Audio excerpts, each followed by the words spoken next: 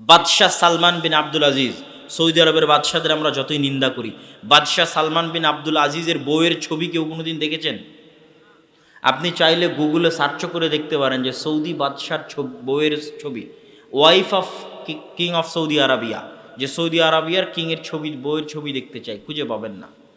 এবং সারা পৃথিবী যে সফর করতেছে, সারা পৃথিবীর মানুষজন যে তাদের দেশে যাচ্ছে, তো সব দেশে গেলে সব দেশের রাজার পাশে তার বউ দাঁড়িয়ে থাকে, তার ওয়াইফ দাঁড়িয়ে থাকে। তো সৌদিতে এত বড় বড় রাজা বাদশারা যায়, তো সালমান বিন আব্দুল আজিজের পাশে তার বউ কোথায়? নাই কেন? আচ্ছা, সালমান বিন আব্দুল আজিজ ধরলাম আগের জেনারেশনের, মোহাম্মদ বিন সালমান, যার ভুল ত্রুটি থাকতে পারে, আমি ওই এই রাজনৈতিক আলোচনায় যেতে চাচ্ছি না। আমি চাচ্ছি ইসলামী সমাজ ব্যবস্থা একটা মা এবং বোনের অবস্থানটা কোথায় সেটা ইন্ডিকেট করতে। তো মোহাম্মদ বিন সালমান তো যুবক বয়সে, 32, 35, 36, 37 বছর বয়স, তার বউ কোথায়? তার সাথে কোনোদিন তার বউয়ের ছবি আপনি দেখেননি কেন?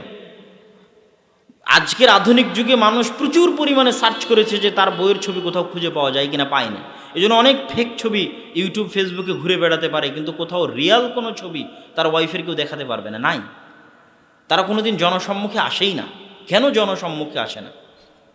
আচ্ছা, শুধু এই পর্যন্ত সীমাবদ্ধ নয়। আরব আমিরাতের বা রাজা বাদশাদের আমরা দুর্নাম করতে পারি, কিন্তু আরব আমিরাতের বর্তমান যারা রাজা বাদশাহ, মোহাম্মদ বিন রাশেদ আল মখতুম বা মোহাম্মদ বিন জায়েদ আল নাহিয়ান, তাদের মা, কোনজনের মা আমার এক্সাক্ট এই মুহূর্তে মনে পড়তেছে না, তাদের মায়ের তারা পাসপোর্ট বানিয়েছে উইদাউট ফটো, ছবি দেওয়া ছাড়া পাসপোর্ট বানিয়েছে। রাজকীয় ক্ষমতা, রাষ্ট্রীয় ক্ষমতা প্রয়োগ করে পাসপোর্ট ইস্যু করেছে। কি ছাড়া বলেন তো? মায়ের ছবি ছাড়া পাসপোর্ট ইস্যু করেছে।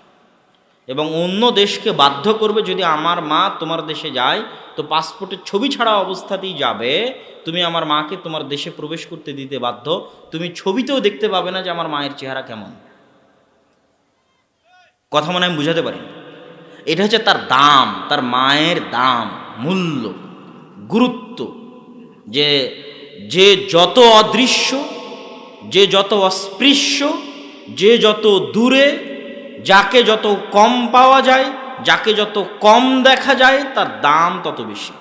আর যে যত ফাত্রা, 3 নাম্বার শ্রেণীর, দাম নাই, ভ্যালুলেস, মূল্যহীন, ওকে রাস্তাঘাটেও পাওয়া যায়, বাজারেও পাওয়া যায়, ফোন করলেও পাওয়া যায়, মেসেজ দিলেও পাওয়া যায়, ডাকলেও পাওয়া যায়, রেস্টুরেন্টেও পাওয়া যায়, কলেজেও পাওয়া যায়, গ্রামের ছেলেরাও পায়, দুনিয়ার সবাই পায়। তাহলে সে ভ্যালুলেস। বাহ্যিকভাবে তাদের মাথায় হিজাব দেখছেন, কিন্তু আল্লাহর কসম করে আপনাকে বলছি, আজকে মানুষের বাড়িতে বাড়িতে, ঘরে ঘরে এমন ফিতনা প্রবেশ করেছে, এই ফিতনার নাম হচ্ছে মোবাইল। এই বোরখা পরা মেয়েরাই, আমার মায়েরা, আমার বোনেরা, এরাই, এই বোরখা পরে যে সমস্ত মেয়েরা আসছে, আপনাদের কন্যারাই, আপনাদের মেয়েরাই, আমাদের মেয়েরাই, আমাদের কন্যারাই, আমাদের বোনেরাই, এরাই ঘরে ফিরে গিয়ে এরাই ভিডিও করে টিকটক এবং ফেসবুক রিল সহ আরও বিভিন্ন ওয়েবসাইটে আপলোড দিবে 2-4টা ভিউয়ের জন্য। এবং তারা যে নিজেদেরকে প্রোডাক্ট বানিয়েছে, পণ্য, বাজারে বিক্রিযোগ্য পণ্য, বাজারে বিক্রিযোগ্য পণ্য, তার একটা জ্বলন্ত উদাহরণ হচ্ছে ফেসবুকের রিল আর এই টিকটক।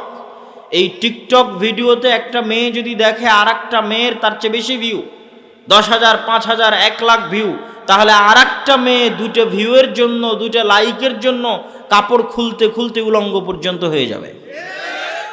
আমাদেরই মা এবং আমাদেরই বোনেরা। তাহলে সে নিজেকে কত নিচে নামিয়েছে যে তার দাম 2টা লাইক, তার দাম 2টা ভিউ, বাস এই পর্যন্তই তার শরীরের দাম। এই 2টা লাইকের জন্য, ভিউয়ের জন্য সে তার শরীরকে বাজারে নিলামে বিক্রি করতে রাজি আছে। নাউজুবিল্লাহ। তাহলে কোথায় নেমে গেছে আমাদের বস্তুবাদী সমাজ ব্যবস্থা? আমাদের মা এবং বোনদেরকে কোন লেভেলের বাজারে বিক্রিযোগ্য পণ্য বানিয়েছে? আর ইসলামী সমাজ ব্যবস্থায় তার বিপরীতে কি হতে পারে সেটা আমি বলবো, যে মা এবং বোনদের অবস্থানটা কত উন্নত এবং কত সম্মানের সেটা বলবো। কিন্তু আগে বস্তুবাদী সমাজ ব্যবস্থায় কি অবস্থা হয়ে আছে দেখেন। আজকে বিমানে উঠলে যে সমস্ত বিমানবালাদের দেখা যায়, ওই কাজ কি একজন পুরুষ করতে পারে না? পারে। তাহলে ওখানে মহিলা কেন? সে তার যোগ্যতা বিক্রি করে সেখানে বেতন নিচ্ছে না, সে তার চেহারা বিক্রি করে বেতন নিচ্ছে। টিভিতে যখনই আপনি কোনো অ্যাড খুলবেন, সেই অ্যাডগুলো, যে পণ্যের অ্যাড দেওয়া হয়, ওগুলো কি ছেলেরা ব্যবহার করে না? চানাচুর বিস্কুট চা কি ছেলে মানুষ খায় না, শুধু কি মেয়ে মানুষ খায়? তাহলে টিভিতে যত অ্যাড আছে, অ্যাডভার্টাইজ আছে, সব অ্যাডভার্টাইজমেন্টে শুধু মহিলা কি জন্য আসে? এটা সে তার যোগ্যতা বিক্রি করছে না, এটা সে তার চেহারা বিক্রি করে টাকা ইনকাম করছে। রিসেপশন থেকে শুরু করে, শোরুম থেকে শুরু করে, রেস্টুরেন্ট থেকে শুরু করে সকল জায়গায় যেখানে যেখানে মেয়েদের রাখা হয়েছে জোরপূর্বক, যেখানে যোগ্যতার কারণে মেয়েরা আছে, আমি সেটার উপর কথা বলছি না, সেটার ক্ষেত্রে পর্দা মেনটেন থাকলেই যথেষ্ট। একটা মেয়ে যদি একটা গার্লস স্কুলের টিচার হয়, সে তার যোগ্যতা বিক্রি করে যদি বেতন ইনকাম করে এবং তার পরিবার এবং তার স্বামীতে যদি কোনো ক্ষতি না হয়, তার পর্দায় যদি কোনো ক্ষতি না হয়, সেটা তার ব্যাপার। কিন্তু যেখানে সে যোগ্যতা বিক্রি করছে না, যেখানে শুধু তাকে জোর করে বসানো হয়েছে তার চেহারা জনগণকে দেখানোর জন্য, রিসেপশন থেকে শুরু করে, বিমানবালা থেকে শুরু করে, অ্যাডভার্টাইজমেন্ট থেকে শুরু করে অসংখ্য জায়গায়, এমনকি আজকের সৌদি আরবেও জোরপূর্বক নারীদের ক্ষমতায়নের নামে অসংখ্য জায়গায় এত % মেয়ে রাখতে হবে মর্মে জোরপূর্বক মেয়েদেরকে ঘর থেকে বের করে চাকরির নামে, ক্ষমতায়নের নামে সেই জায়গাগুলোতে বসানো হয়েছে যোগ্যতার কারণে নয়, বরং চেহারা বিক্রি করার কারণে। অথচ আদম সন্তানের এই শরীরের দাম কত আপনি জানেন? আদম সন্তানের এই শরীর আল্লাহ সুবহানাহু ওয়া তাআলা নিজে হাতে বানিয়েছে। পৃথিবীতে আর কোনো কিছু আল্লাহ সুবহানাহু ওয়া তাআলা নিজে হাতে সৃষ্টি করেননি। এই জন্য বলা হয়েছে আশরাফুল মাখলুকাত, সর্বশ্রেষ্ঠ সৃষ্টিজীব। এই জন্য আদম সন্তানের একটা চুল বিক্রি করলে আদম আলাইহিস সালামের অপমান হবে, কেননা আদম আলাইহিস সালাতু ওয়াস সালামের শরীরের একটা অঙ্গ হচ্ছে এই চুল, যেই অঙ্গ প্রত্যঙ্গগুলো আল্লাহ সুবহানাহু ওয়া তাআলা নিজে হাতে সৃষ্টি করেছেন, সেটা বাজারে বিক্রি করা যায় না। ওটা বাজারে বিক্রি করলে আদম আলাইহিস সালামের অপমান হয়, ওটা বাজারে বিক্রি করলে হাওয়া আলাইহিস সালাতু ওয়াস সালামের অপমান হয়। আপনি কিডনি, রক্ত বাজারে বিক্রি করতে পারবেন না, চুল বাজারে বিক্রি করতে পারবেন না, অপমান। আদম আলাইহিস সালাতু ওয়াস সালামের অপমান, হাওয়া আলাইহিস সালাতু ওয়াস সালামের অপমান। সেখানে আমাদের মা এবং বোনেরা নিজেদেরকে নিচে নামাতে নামাতে নামাতে নামাতে বাজারে বিক্রিযোগ্য পণ্য বানিয়ে ফেলেছে, নাউযু বিল্লাহ।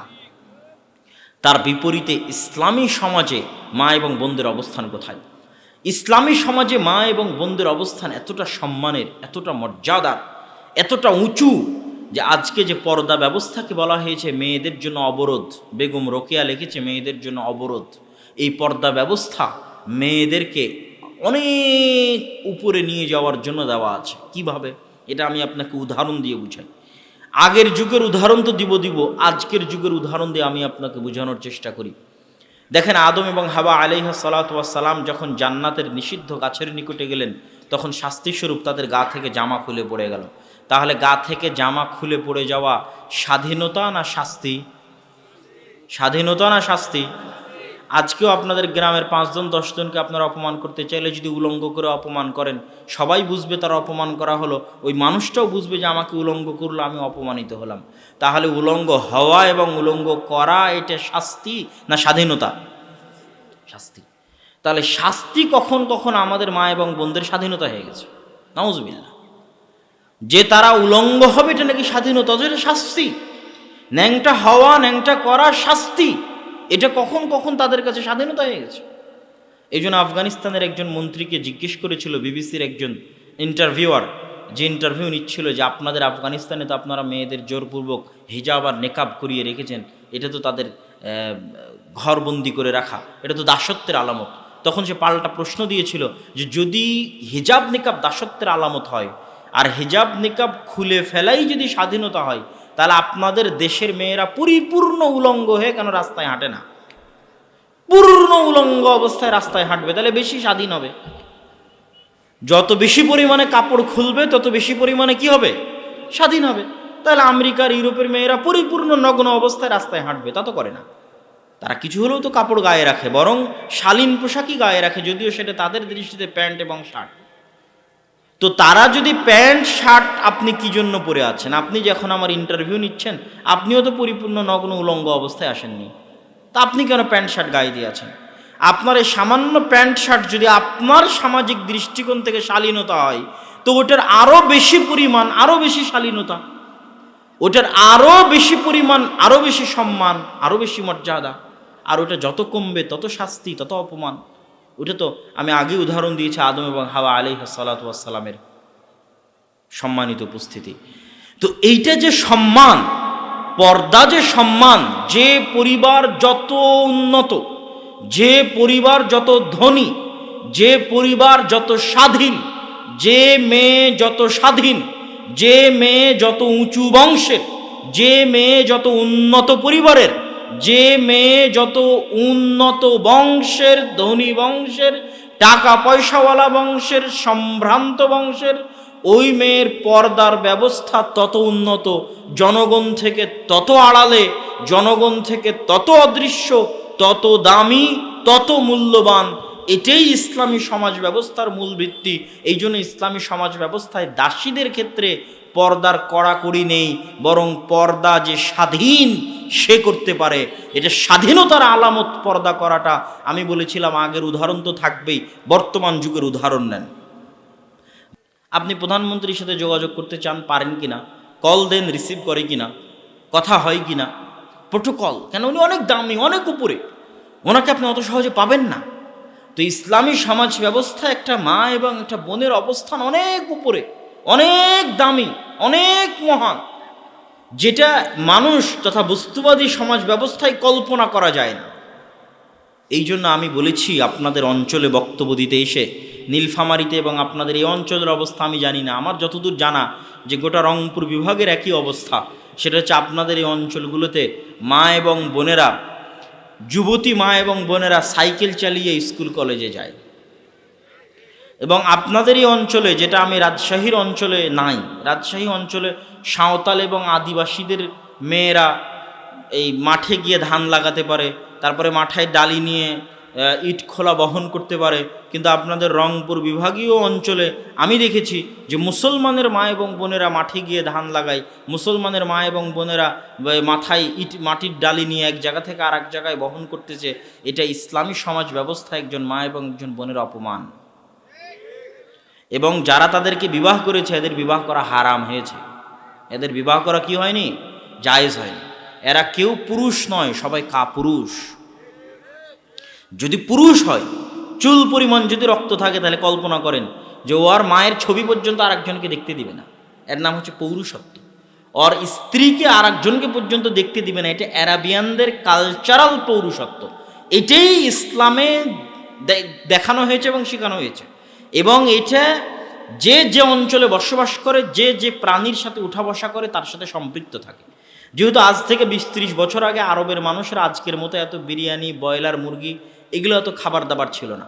তাদের আদি খাবার ছিল উটের গোস্ত, খেজুর, গাহওয়া। ওই আদি খাবারে যারা অভ্যস্ত ছিল তাদের মধ্যে ওই পৌরুষত্ব এখনও আছে। আর বিকৃত অবস্থা এখন যারা আরসি, পেপসি, কোকাকোলা খাচ্ছে এই যুবক সমাজ, এদেরও ওই খাবারের কারণে তাদের সে পৌরুষত্ব কমে যাচ্ছে। এটা আমি অ্যারাবিয়ান কান্ট্রির কথা বলতেছি। সেই আগের পৌরুষত্ব তাদের মধ্যে, আগের জাজবার তাদের মধ্যে নেই। তো পৃথিবীর সবচেয়ে আত্মমর্যাদা সম্পূর্ণ প্রাণী হচ্ছে উট। সবচেয়ে রাগী প্রাণীদের একটা হচ্ছে উট। উটের যদি একবার মাথা গরম হয়, সে মেরেও ফেলতে পারে। হত্যা করার মতো প্রবণতা উটের মধ্যে আছে, কিন্তু উটের গোস্ত খাওয়া যায়। এবং উটের রক্তে এত তেজ এবং এত আত্মমর্যাদা, এত আত্মসম্মান যে উটের রক্তের গরমের কারণে উটের গোস্ত খেলে উজু করার আদেশ আছে রাসূল সাল্লাল্লাহু আলাইহি ওয়াসাল্লামের পক্ষ থেকে। তো উটের এই আত্মমর্যাদা, আত্মসম্মানের কারণে তার স্ত্রীর সাথে যদি অন্য কোনো উট কোনো কিছু করার চেষ্টা করে, তো এই উট ওই অপর উটকে মেরে ফেলে দিবে, দুনিয়াতে তার অস্তিত্ব রাখবে না। এই গতি উটের প্রাণীর মধ্যে আছে, একটা আল্লাহর সৃষ্টিজীব তার মধ্যে আছে। তো যারা উটের সাথে চলাফেরা করে, উট খায়, তাদেরও গতি একই রকম। যারা উটের গোস্ত খায়, তাদেরও গতি একই রকম। এবার পৃথিবীর আরেকটা প্রাণী আছে, তার নাম হচ্ছে শুকুর। রাসূল সাল্লাল্লাহু আলাইহি ওয়াসাল্লাম বলেছেন, লা ইয়াদখুলুল জান্নাতা আদ-দায়ুস। দায়ুস শব্দটা শুকুরের চর্বির ক্ষেত্রে ব্যবহার করা হয় আরবিতে। দিয়াসাহ মাসদার, শুকুরের চর্বি। তথা শুকুরের চর্বি যার মধ্যে আছে ও জান্নাতে যাবে না। তো শুকুরের চর্বি শুকুরের মধ্যে আছে, তাহলে শুকুর জান্নাতে যাবে না। কিন্তু শুকুরের কি জান্নাত জাহান্নাম আছে? কথা বলতে হবে। শুকুরের কি জান্নাত জাহান্নাম আছে? কুকুর শ্রীগালের কি জান্নাত জাহান্নাম আছে? নাই। তাহলে আল্লাহ রাসূল যে বললেন যে শুকুর জান্নাতে যাবে না, এর অর্থ হচ্ছে ওই মানুষ জান্নাতে যাবে না যেই মানুষের রক্ত মাংস শুকুরের রক্তে মাংসে পরিণত হয়ে গেছে। তাহলে কোন মানুষ? আমার এবং আপনাদের মধ্যে তারা কারা যাদের রক্ত মাংস শুকুরের রক্তে মাংসে পরিণত হয়ে গেছে? জানতে চাইলে আপনাকে দেখতে হবে শুকুর কেমন। বিশ্বাস না হলে আপনি আবার আপনাদের আশেপাশে সাঁওতাল এলাকায় যেখানে শুকুর লালিত পালিত হয় সেখানে যান, যাই দেখেন সবচেয়ে ঘৃণ্য, নিকৃষ্ট, অপরিষ্কার, অপরিচ্ছন্ন, ময়লা প্রাণী হচ্ছে শুকুর। এমনকি শুকুরদের মধ্যে এমনও স্বভাব আছে যে অপর শুকুরের নিতম্ব থেকে গু আর পেশাব চেটে খেলেও শুকুরের প্রাণীর মধ্যে ইতস্তবোধ হয় না। এবং শুকুরের স্ত্রীর সাথে আর 5 জন 10 জন অন্য শুকুর এসে যদি তাদের সেই চাহিদা মেটানোর চেষ্টা করে, তবুও এই পুরুষ শুকুরের মধ্যে কোনো প্রকার প্রতিক্রিয়া কাজ করে না। এতটা অপরিষ্কার, অপরিচ্ছন্ন, নোংরা, ময়লা, ঘৃণ্য, নিকৃষ্ট পশু আল্লাহ পৃথিবীতে সৃষ্টি করেননি। তাহলে হুবহু এই শুকুরের মতো কিছু মানুষ আছে যারা মোহরানা দিয়ে বিবাহ করেছে, কিন্তু তাদের স্ত্রী রাস্তাঘাটে কাজ করে, তাদের মেয়েরা বেপর্দা অবস্থায় রাস্তাঘাটে বের হয়, তাদের স্ত্রীরা বেপর্দা অবস্থায় রাস্তাঘাটে বের হয়, হাসি মুখে পরপুরুষের সাথে কথা বলে, অথচ তাদের রক্তে আগুন লাগে না, এরা কাপুরুষ। এবং এদের চর্বি এবং রক্ত পচে গলে দুর্গন্ধযুক্ত হয়ে শুকুরের মতো হয়ে গেছে। এটা আমি বলিনি, রাসূল সাল্লাল্লাহু আলাইহি ওয়াসাল্লাম বলছেন এরা জান্নাতে যাবে না, এদের মধ্যে পৌরুষত্বের গুণ নেই। এই জন্য আমি বলেছি তাদের বিবাহ করা ঠিক হয়নি। এই জন্য আমি আপনাদের কাছে দাবি রেখে যেতে চাই যে আপনার মেয়ে গার্মেন্টসে চাকরি করবে, সেই টাকা দিয়ে আপনার সংসার চালাতে হবে। এটা হচ্ছে বস্তুবাদী সমাজ ব্যবস্থা আমাদের মাথায় ঢুকিয়ে দিয়েছে যে আমাদের মেয়েরা বেকার যদি সেও 2 টাকা ইনকাম করে না দিতে পারে। এটা বস্তুবাদী সমাজ ব্যবস্থা আমাদের মাথায় ঢুকিয়েছে, আমাদের মা এবং বোনদের মাথায় ঢুকিয়েছে যে তাকে ক্যারিয়ার গঠন করতে হবে। তো ক্যারিয়ার গঠন করাটা তার স্বাধীনতা। কিভাবে? স্বামীর আনুগত্য করলে দাসত্ব হয়, আর ক্যারিয়ারের নামে বসের বিছানায় গেলে, ক্যারিয়ারের নামে রাজনৈতিক নেতার বিছানায় গেলে সেটা স্বাধীনতা হয়। নাউজুবিল্লাহ। এই হচ্ছে বস্তুবাদী সমাজ ব্যবস্থা একটা মেয়ের দাম নির্ধারণ করেছে, একটা মেয়ের মূল্য নির্ধারণ করেছে।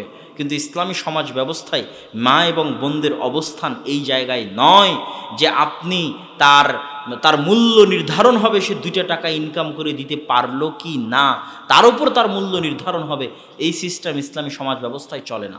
ইসলামী সমাজে যেটা বোঝানো হয়েছে, যেটা বলা হয়েছে, সেটা হচ্ছে আমাদের মা এবং বোনেরা যা শিখছে 9, 10, 11, 12, বিশ্ববিদ্যালয়, স্কুল, কলেজ, মাস্টার ডিগ্রি, ডাক্তারি, এমনকি যদি মেট্রো রেল চালানো শিখে, কেউ একজন মেট্রো রেল চালানো শিখেছে, তার নিউজ হয়েছে, কেউ যদি মঙ্গল গ্রহে যাওয়া শিখে, পারমাণবিক বম বানানো শিখে, তো আমাদের মা এবং বোনেরা যেখানে যা শিখছে তাদের ওই প্রত্যেক শিক্ষার চাইতে বেশি কঠিন শিক্ষা হচ্ছে গার্মেন্টসের সেলাই মেশিন চালানোর চাইতে বেশি কঠিন, পিএইচডি ডিগ্রি অর্জনের চাইতে বেশি কঠিন, অনার্স মাস্টার্সের চাইতে বেশি কঠিন, একটা চাকরি করার চাইতে বেশি কঠিন, পারমাণবিক বম বানানোর চাইতে বেশি কঠিন, একটা মেয়ের ডাক্তার হওয়ার চাইতে বেশি কঠিন একটা ছোট্ট বাচ্চাকে সৎ মানুষ রূপে গড়ে তোলা।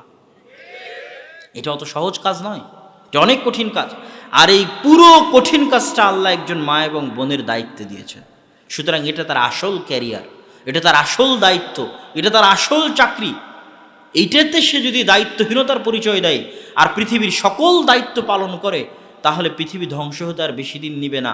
আপনি যদি মনে করেন যে মা এবং বোনদের চাকরি বাকরি করে টাকা ইনকাম করাই সমাজের উন্নয়ন, দেশের উন্নয়ন, নারীর ক্ষমতায়ন, নারীর সাক্ষরতার হার, নারীর চাকরির হার যদি মনে করেন যে দেশের উন্নয়নের মাত্রা নির্ধারণ করবে, তাহলে আজকে আমি আপনাকে একটা বাক্য বলে দিয়ে যাই যে সারা বাংলাদেশের সকল মা এবং বোন যদি, সকল মা এবং বোনকে যদি সরকারি চাকরি দিয়ে দেওয়া হয় এবং সরকারি চাকরি দিয়ে সবাই যদি টাকা পয়সা ইনকাম করে, তো ওই সকল মা এবং বোন এই গোটা দেশ এবং জাতির যা উপকার করতে পারবে, একজন আল্লাহওয়ালা, পরহেজগার, সতী, তাকওয়াবান, পর্দাশীলা মা যদি ঘরে বসে একটা সৎ সন্তান মানুষ করতে পারে, একটা সালাহুদ্দিন আইয়ুবী, একটা মোহাম্মদ বিন কাসেম, একটা তারিক বিন জিয়াদ, একটা ইমাম বুখারী, একটা ইখতিয়ারউদ্দিন মোহাম্মদ বিন বখতিয়ার খিলজি জাতিকে উপহার দিতে পারে, তাহলে সারা বাংলাদেশের সব মা এবং বোন রাস্তাঘাটে কাজ করে, চাকরি বাকরি করে, টাকা পয়সা ইনকাম করে দেশ ও জাতির যা উপকার করতে পারবে,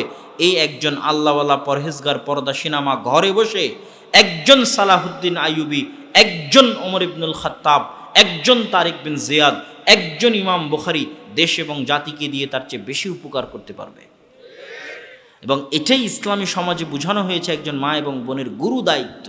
এবং এই জায়গাতেই বস্তুবাদী সমাজ আঘাত এনেছে, বস্তুবাদী সমাজ এই জায়গাকেই ধ্বংস করে দিয়েছে, যেন আমাদের পরবর্তী প্রজন্মকে মানসিকভাবে পঙ্গু করে দেওয়া যায়। কেন বললাম মানসিকভাবে পঙ্গু?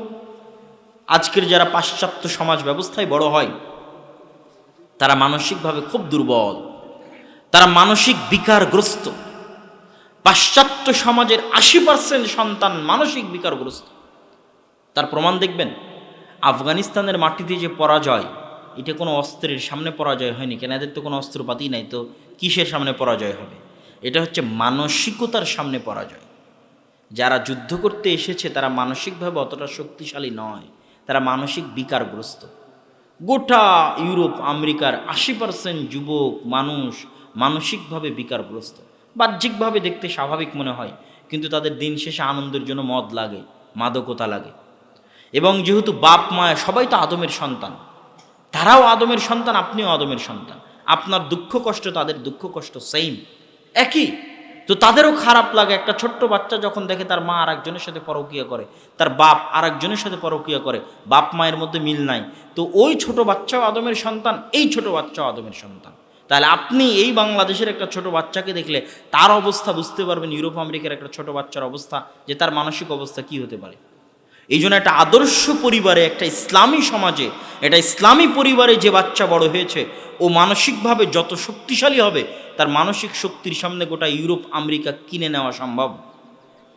তার মানসিক শক্তির সামনে কিনে নেওয়া সম্ভব। এটা আমি বাস্তবে অনুভব করে দেখে আপনাদের সামনে বলছি, সম্মানিত উপস্থিতি। তাহলে ইসলামী সমাজ ব্যবস্থায় মা এবং বোনদের অবস্থানটা কোথায়, আর বস্তুবাদী সমাজ ব্যবস্থায় মা এবং বোনদেরকে কোথায় নামিয়ে আনা হয়েছে, তার সংক্ষিপ্ত বিবরণ আপনাদের সামনে পেশ করার পর এবার চলেন ইসলামী সমাজের তৃতীয় গুরুত্বপূর্ণ এলিমেন্ট, আমাদের যুবক ভাইয়েরা যারা এখানে বসে আছে। বাপ মায়ের পর্ব শেষ, স্ত্রী কন্যার পর্ব শেষ, এবার যুবকদের পর্ব দিয়ে ইসলামী সমাজ ব্যবস্থার এই বক্তব্যের শেষের দিকে চলে যাব ইনশাআল্লাহ। যুবকদের উদ্দেশ্যে কি বলতে চাই? যুবকদের উদ্দেশ্যে যেটা বলার সেটা হচ্ছে, আজকে 57টা মুসলমানদের দেশ, তারা দাবি করে তারা স্বাধীন, কিন্তু আমি দাবি করি একটা মুসলিম দেশও স্বাধীন নয়। এরা নাম কাওয়াস্তে রাজনৈতিকভাবে স্বাধীনতা অর্জন করেছে। কারো অর্থনৈতিক স্বাধীনতা নাই, কারো জ্ঞান বিজ্ঞানের স্বাধীনতা নাই। এই দুই স্বাধীনতার কারণে এরা সব নত, তথা প্রকৃত স্বাধীনতার স্বাদ ভোগ করতে পারে না। দুইটা স্বাধীনতা না থাকার কারণে, এক অর্থনৈতিক স্বাধীনতা, দুই জ্ঞান বিজ্ঞান ও প্রযুক্তিতে স্বাধীনতা না থাকা। জ্ঞান বিজ্ঞান ও প্রযুক্তির পরাধীনতা আপনাকে দেখায়। আজকের যারা উন্নত বিশ্ব তারা হচ্ছে ফার্স্ট ওয়ার্ল্ড কান্ট্রি, আর আজকের আমরা হচ্ছে থার্ড ওয়ার্ল্ড কান্ট্রি, তৃতীয় বিশ্ব। গরিব দেশ বাংলাদেশ, শ্রীলঙ্কা, পাকিস্তান, আমরা থার্ড ওয়ার্ল্ড কান্ট্রি। তো উন্নত বিশ্বের দেশগুলো আমাদের চাইতে জ্ঞান বিজ্ঞানে 50 এবং 100 বছর এগিয়ে আছে। তাদের কাছে 50 এবং 100 বছর অগ্রিম জ্ঞান বিজ্ঞান আছে, যা তারা এখনো পৃথিবীতে ছাড়েনি, রিলিজ করেনি, কিন্তু তাদের কাছে আছে। সময়ে সময়ে তারা রিলিজ করবে। আর আপনি যদি বলেন যে আমি গোটা বাংলাদেশ বিক্রি করে দেবো, তোমার কাছে যা জ্ঞান গরিমা আছে আমার কিছু বিজ্ঞানীকে শিখাও, কোশ্চেন কালেও শিখাবে না। কেন, এইটা দিয়ে তারা গোটা পৃথিবীর উপর আধিপত্য বিরাজ করে রেখেছে, এক জ্ঞান বিজ্ঞান দিয়ে। এক জ্ঞান বিজ্ঞানের দাসত্বের একটা নমুনা আপনাকে দিই। একটা মুসলিম রাষ্ট্র উন্নত বিশ্বের কাছ থেকে একটা জেট ফাইটার বিমান ক্রয় করেছে। আচ্ছা, একরামুল নামে কারো স্বামীর স্ত্রী মহিলা প্যান্ডেলে অসুস্থ, আপনি একটু অবশ্যই যাবেন জরুরি ভিত্তিতে মহিলা প্যান্ডেলে। একরামুল তো একটা জেট ফাইটার বিমান কিনেছে একটা মুসলিম দেশ। তো ওই উন্নত বিশ্ব বলছে যে তুমি এটা কিনে নিয়ে গেছো ভালো কথা, যদি নষ্ট হয়, নষ্ট হয়ে গেলে আবার আমার কাছে পাঠাবা, আবার নতুন করে বিল দিবা, পয়সা দিবা, টাকা দিবা, আমি আবার নতুন করে তোমার মেশিন ঠিক করে দিব, আবার তোমার কাছে পাঠাবো। কিন্তু এটা নষ্ট হলে কেমনে ঠিক করে এই জিনিস তোমাকে শিখাবো না। কি বুঝলেন? কথা মনে বুঝাতে পারিনি আমি উত্তর শুনতে যাচ্ছি, কথা কি বুঝতে পেরেছেন? এই মাইক আপনার কাছে বিক্রি করেছি, বিক্রি করার পর বলেছি মাইক যদি নষ্ট হয় কেমনে ঠিক করতে হয় তা শিখাবো না, আবার আমার কাছে আসিও, আবার নতুন করে টাকা দিও, আমি আবার মাইক ঠিক করে তোমাকে দিয়ে দেবো। তো তোমার কাছে যুদ্ধ বিমান বিক্রি করলাম, কেমনে ঠিক করতে হয় জানাবো না, নষ্ট হলে আমার কাছে আসবা, আবার টাকা দিবা, টাকা দিয়ে কিনেছো, আবার টাকা দিয়ে ঠিক করে নিয়ে যাবা। এর নাম হচ্ছে জ্ঞান বিজ্ঞানের দাসত্ব। তারা 50-100 বছর এগিয়ে। আর আপনি যে গোলাম দাস, এটা বোঝার জন্য দুটো উপায়। এক, আজকে আপনি প্রধানমন্ত্রী হয়ে যান, দেশের রাষ্ট্রপতি হন, আপনি বুঝবেন যে আপনি গোলাম। এটা অনেকের গায়ে লাগতে পারে কথাটা, কিন্তু আপনি বুঝবেন, আপনি প্রধানমন্ত্রী হলেই পরের দিন বুঝবেন যে আমি গোলাম, এটা গোলাম দেশের গোলাম প্রধানমন্ত্রী হয়েছে। আর একটা উপায় কি বুঝার, আরেকটা উপায় হচ্ছে আপনার গলায় যদি বাংলাদেশি পাসপোর্ট ঝুলান, বাংলাদেশি পাসপোর্ট ঝুলিয়ে এই 1,57,000 বর্গ মাইলের বাইরে বের হবে। সেটা যদি ইন্ডিয়া হয় তো ইন্ডিয়া, সেটা যদি অন্য কোনো দেশ হয় তো অন্য কোনো দেশ। তখন দেখবেন আপনার দামটা কোথায়, আপনার ভ্যালুটা কোথায়। এই যে হাজারো যুবক বসে আছে, যারা কেউ ঠিক বলছে কেউ ঠিক বলছে না, এরা ওই যে বিশ্বকাপ খেলার সময় যেই সমস্ত দেশের খেলা দেখে লাফালাফি করেছে, চিল্লাচিল্লি করেছে, আবার পিকনিক করেছে, ওই সমস্ত দেশেও যদি এরা বাংলাদেশি পাসপোর্ট ঝুলিয়ে প্রবেশ করতে চায়, তাদেরকে ন্যাংটা করে ইমিগ্রেশনে পরীক্ষা করবে। কেন না, ওই বাংলাদেশে এই জন্য, এটা হচ্ছে ওর দাম। কিন্তু ওই বাংলাদেশে বসে ঠিকই লাফালাফি করেছে, কিন্তু ততক্ষণ বুঝবে না যে গোলাম, গোলামের ঘরের গোলাম, যতক্ষণ না ওই বাংলাদেশি পাসপোর্ট গলায় না ঝুলিয়ে এই দেশের বাইরে বের না হয়েছে। কিন্তু ওদেরকে দোষ দিয়ে লাভ নাই, আমি বারবার বলি তাদের দোষ দিয়ে লাভ নাই, দোষ তো এই যুবকদেরই। আমি তো ইউরোপের বিশ্ববিদ্যালয়ে পড়ি, তো ইউরোপের বিশ্ববিদ্যালয়, ইউরোপেরই তো খেলা ফুটবল বিশ্বকাপ। তো ফুটবল বিশ্বকাপের কোনো একটা দিন আপনাকে চ্যালেঞ্জ দিলাম, যুবক যারা তোমরা শিক্ষিত আছো, বিভিন্ন এলাকা থেকে আসছো, আজকে এখান থেকে ফিরে গিয়ে ইউটিউবে সার্চ দাও, গুগলে সার্চ দাও, যে কোনো একটা ম্যাচকে কেন্দ্র করে, আর্জেন্টিনা ব্রাজিলের কোনো একটা ম্যাচকে কেন্দ্র করে অক্সফোর্ড বিশ্ববিদ্যালয়ের কোনো একটা ব্যাচের ছাত্ররা কোনো একটা পিকনিক করেছে, কোনো এক জায়গায় একত্রিত হয়ে আনন্দ উৎসবের সাথে আর্জেন্টিনা এবং ব্রাজিলের খেলা দেখেছে। অক্সফোর্ড, ক্যামব্রিজ, হার্ভার্ড, ইউরোপ আমেরিকার কোনো একটা বিশ্ববিদ্যালয়ের কোনো একটা ব্যাচের স্টুডেন্টস একত্রিত হয়ে আনন্দ উল্লাসের সাথে খেলা দেখেছে, এবং একত্রিত হয়ে কোনো এক দলের জয় পরাজয়ের কারণে টাকা পয়সা একত্রিত করে পিকনিক করেছে। এরকম একটা নিউজ আমাকে এনে দেখাও। আর তোমাদের যেই বিশ্ববিদ্যালয় সারা বিশ্বে র্যাঙ্কিংয়ে 1,000-1,500 বিশ্ববিদ্যালয়ের মধ্যে চান্স পায় না, এই বিশ্ববিদ্যালয়ের ছাত্ররা যারা ভবিষ্যতের বিসিএস ডিগ্রি, বিসিএস ক্যাডার হয়ে এরা পুলিশ হবে, আর্মি হবে, র্যাব হবে, এরাই জাতির মেধাবী জাতির A+, গোল্ডেন A+গুলো এখানে জমা হয়েছে। এরা ঘন্টার পর ঘন্টা বড় স্ক্রিনের সামনে দাঁড়িয়ে একসাথে একত্রিত হয়ে আনন্দ উল্লাস করে খেলা দেখে, ড্যান্স করে, আবার কোনো একটা দলের জেতার জন্য পিকনিক করে। এরা যদি গোলামি যদি এদের ভাগ্যে না থাকে তো কাদের ভাগ্যে থাকবে? গোলামি এদের ভাগ্যেই থাকবে।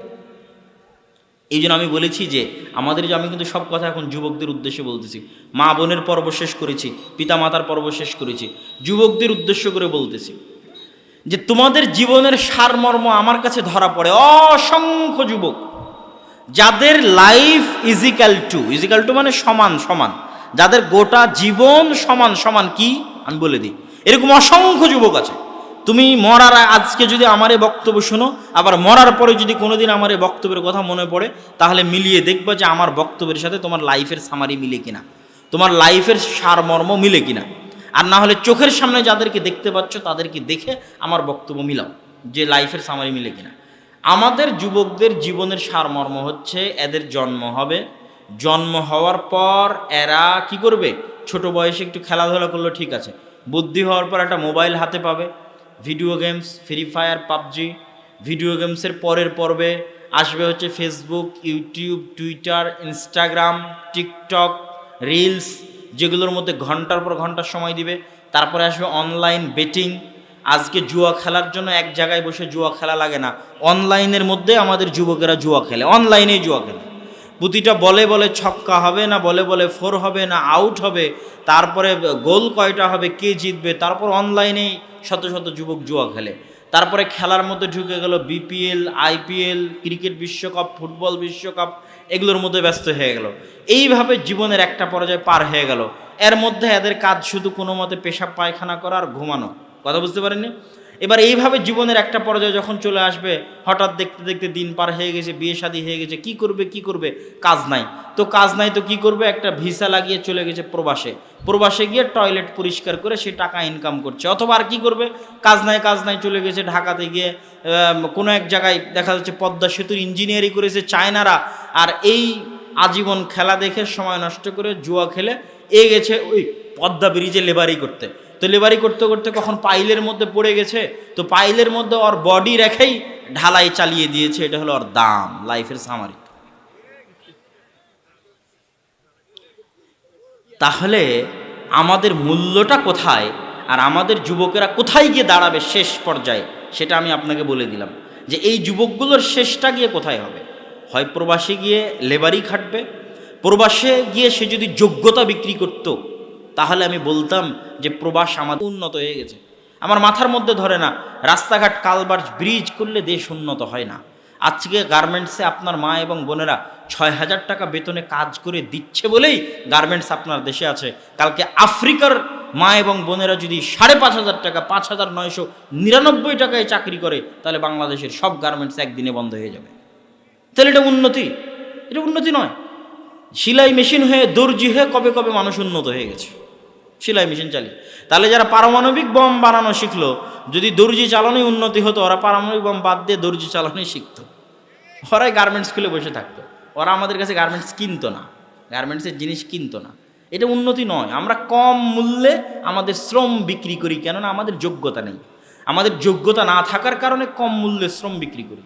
প্রবাসে আমাদের ভাইয়েরা অতি অল্প বেতনে চাকরি করে। আমি কাউকে অপমান করে কথা বলছি না, বরং কষ্টের সাথে বলছি। মদিনা ইসলামী বিশ্ববিদ্যালয়ে আমার ঘরটাও একজন বাঙালি পরিষ্কার করে, আমাদের টয়লেটও বাঙালি পরিষ্কার করে, তখন আমাদের কষ্ট লাগে। এবং জিনসিয়া নাগরিকত্বের হিসেবে অ্যাজ এ বাংলাদেশি আমাদের অবস্থানটা কোথায়, এটা আর 10 জনের সামনে কিন্তু এমনি ফুটে ওঠে যে আমাদের দেশের লোকজন এখানে এসে যোগ্যতা বিক্রি করছে না, মেধা বিক্রি করছে না। জাস্ট একটা টয়লেটে একটা ক্লিন হ্যান্ড হাতে নিয়ে পরিষ্কার করার বিনিময়ে অতি স্বল্প মূল্যের বেতনটা দেশে পাঠাচ্ছে। এই হচ্ছে আমাদের দেশের যুবকদের সামাজিক অবস্থা। এর কারণ কি? এর কারণ এই যে বললাম কি করতেছে আমাদের যুবকেরা, এটা আপনি চোখের সামনে দেখতে পাচ্ছেন। অতএব হে যুবক, তোমাদের উদ্দেশ্যে আমি বলতে চাই যে তোমাদের জীবনের বাস্তবতা এবং হাকিকাত কি এটা জানার চেষ্টা করো। প্রোডাক্টিভিটি, উৎপাদন ক্ষমতা। আপনি কি মনে করেন এখানে যতজন বসে আছে এরা অন্য গ্রহ থেকে আসছে? আর যারা চন্দ্রে গেছে, মঙ্গলে গেছে, পারমাণবিক বোমা আবিষ্কার করেছে, উন্নত হয়েছে, ওরা অন্য গ্রহ থেকে আসছে? ওরা আদমের সন্তান আর আমরা আদমের সন্তান নই? একই। ওদের যা মেধা আছে এদেরও তা মেধা আছে। এখানে অসংখ্য যুবক বসে আছে, এরাও পারমাণবিক বোম বানাতে পারবে, এরাও জ্ঞান গবেষণা করে অনেক উন্নত হতে পারবে পারবে। এদেরও মেধার মধ্যে ওই শক্তি আছে। ঢাকা বিশ্ববিদ্যালয় স্ক্রিনের সামনে যারা খেলা দেখছে ওদের মেধায় ওই শক্তি আছে। কিন্তু ওই মেধা কাজে লাগালে তো, ওই মেধা তো রাজনীতির মধ্যে নষ্ট হয়ে গেছে, আর এই মোবাইলের মধ্যে নষ্ট হয়ে গেছে, বিনোদনের মধ্যে নষ্ট হয়ে গেছে, জুয়ার মধ্যে নষ্ট হয়ে গেছে, মাদকতার মধ্যে নষ্ট হয়ে গেছে। ওই মেধার তো কোনো প্রোডাক্ট নেই, কোনো প্রোডাক্টিভিটি নেই, কোনো উৎপাদন ক্ষমতা নেই, নষ্ট অকেজো। এটা নষ্ট হওয়া মেশিন যেমন ডাস্টবিনে ফেলে দেওয়া যায়, তাদের মেধা ওরকম নষ্ট অকেজো হয়ে গেছে, ডাস্টবিনে ফেলে দেওয়া যাবে।